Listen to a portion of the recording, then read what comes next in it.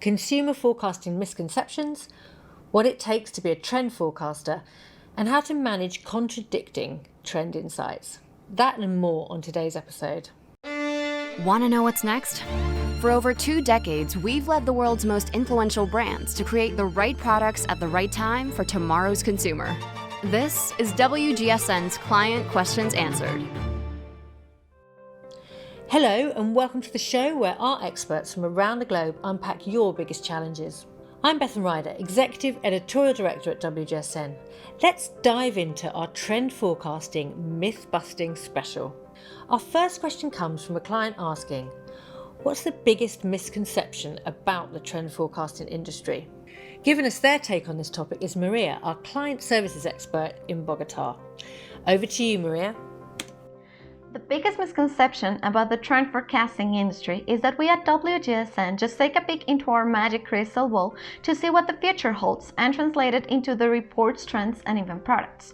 But at WGSN, we actually have a thorough investigation process that focuses on consumers. We've developed our STEPIC methodology, which analyzes and tracks changes throughout society, technology, environment, politics, industry, and creativity, using proprietary data and research to give us a complete insight into consumers' needs and drivers. Then our team of experts uses this information to create detailed reports and action points for product development, as well as market and trading insights. It's a complex process, but we've worked with Pentagram to create a short video that explains it all, which you can check out on YouTube. Thank you, Maria. If you want to learn more, check out our methodology video on YouTube, and that illustrates this complex process really beautifully. Our next question comes from a client asking what 3 skills are needed to become an accurate forecaster of trends, products, and consumers. And I'm going to hand over to our Senior Commissioning Strategist based in London. Polly oversees our cross-vertical tool called The Feed, and she runs a continuous live edit of global trends, offering the most reactive content on our site. So over to Polly now. First things first, the fundamental skill of being a great forecaster is a curious mind and a passion for culture, creativity, and uncovering the most exciting and influential trends and innovators. Next up, you need to be able to expertly balance the creative and analytical sides of your brain. The industry is changing, and it's no longer just about gut instinct. In this super risk-adverse climate, forecasters really need to be able to back up their predictions, so getting fluent with data analysis is a must. And then lastly, it's a passion for joining the dots and identifying patterns. We have to look at so many factors within forecasting, from social to economical and political.